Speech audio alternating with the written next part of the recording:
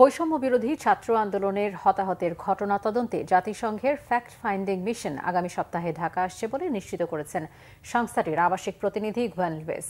জাতিসংঘের অর্থায়নে স্বাধীনভাবে এই মিশন তদন্ত করবে বলে জানান তিনি।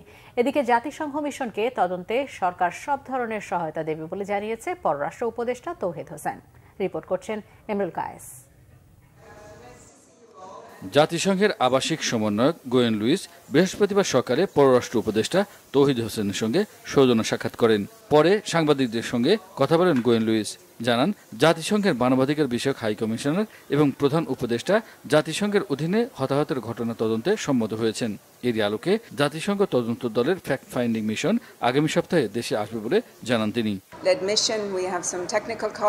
জাতিসংঘের কয়েকজন কারিগরি সহযোগী আগামী সপ্তাহে ঢাকা আসবে। তাদের বিমানের টিকিটও কাটা হয়েছে। তারা প্রাথমিক ফ্যাক্ট ফাইন্ডিং এর কাজ করবে। কাজের পরিধি এবং সময় শীঘ্রই নির্ধারিত হবে। এরপর বিশেষজ্ঞ দল কাজ শুরু করবে। জাতিসংঘই তদন্ত দলের অর্থায়ন করবে।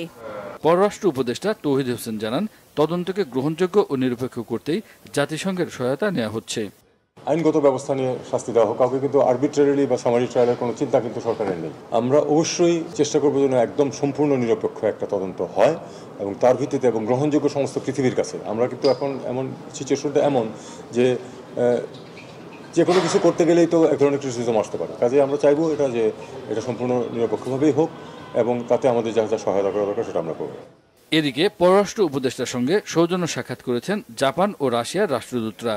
অন্তর্বর্তী সরকারের সঙ্গে কাজ করতে প্রস্তুত আছেন বলে জানিয়েছেন এই কূটনীতিকরা। ইমরুল কায়েস, বাংলা ভিশন, ঢাকা।